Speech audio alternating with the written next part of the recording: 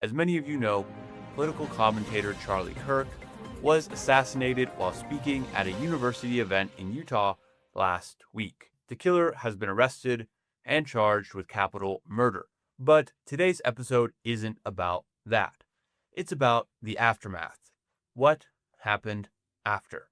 I'm Grant, and welcome back to Phrasal Verb News, where I use real news stories to teach you phrasal verbs and idioms in context.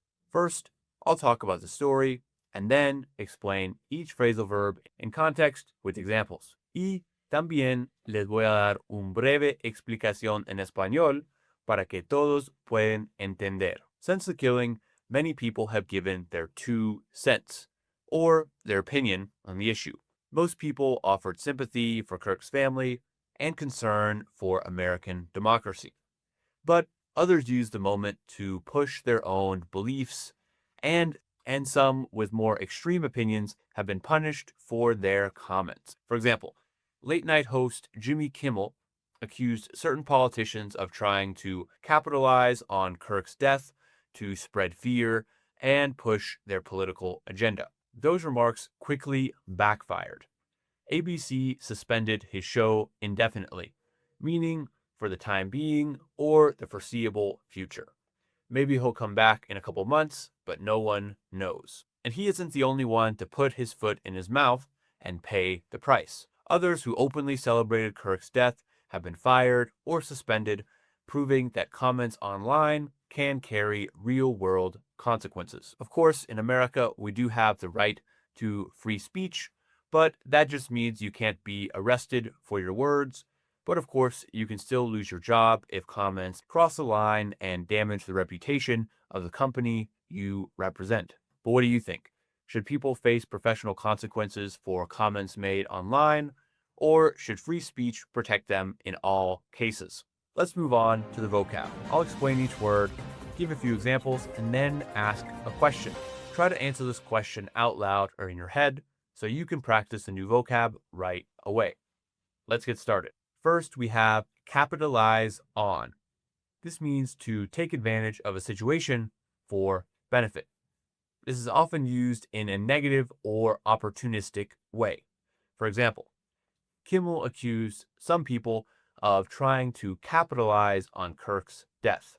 The company capitalized on the holiday season to boost sales. En español es como aprovecharse de.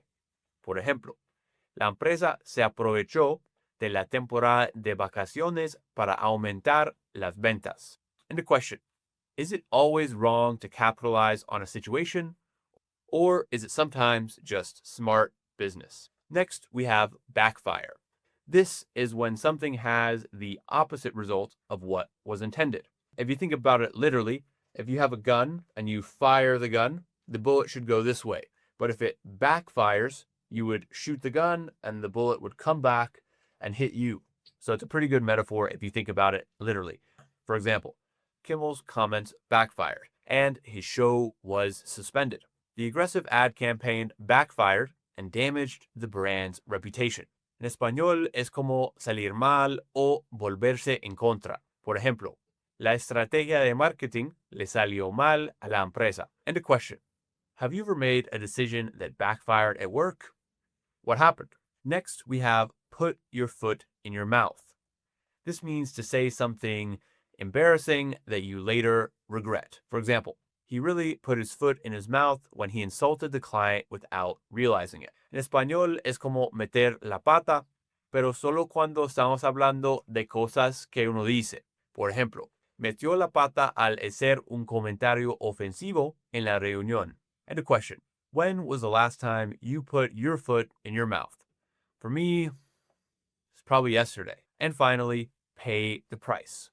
This is to suffer the consequences of your actions. For example, people who made extreme comments online paid the price with suspensions or firings. The company ignored safety rules and paid the price with heavy fines from regulators. En español es pagar el precio. Por ejemplo, ignoraron las reglas y pagaron el precio con una multa enorme. And a question, Have you ever paid the price for a mistake at work? So to wrap up, the aftermath of Charlie Kirk's killing shows how quickly words can carry consequences. Some people simply gave their 2 cents, while others tried to capitalize on the moment or fan the flames of division in an already divided country. For Jimmy Kimmel and others, those comments backfired. They put their foot in their mouth and ended up paying the price. It's a reminder that free speech protects you from government punishment, but not from professional consequences if your words cross the line and damage your reputation or your company's. Gracias por escuchar. I'm Grant with Phrasal Verb News. Come back tomorrow for more stories, more idioms, and more English. Thank you.